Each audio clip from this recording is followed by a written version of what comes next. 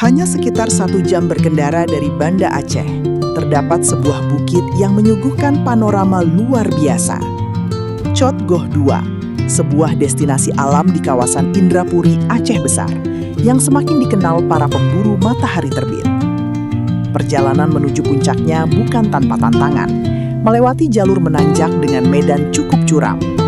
Saat musim hujan, trek menjadi licin dan membutuhkan kewaspadaan ekstra karena di beberapa sisi terdapat jurang cukup dalam.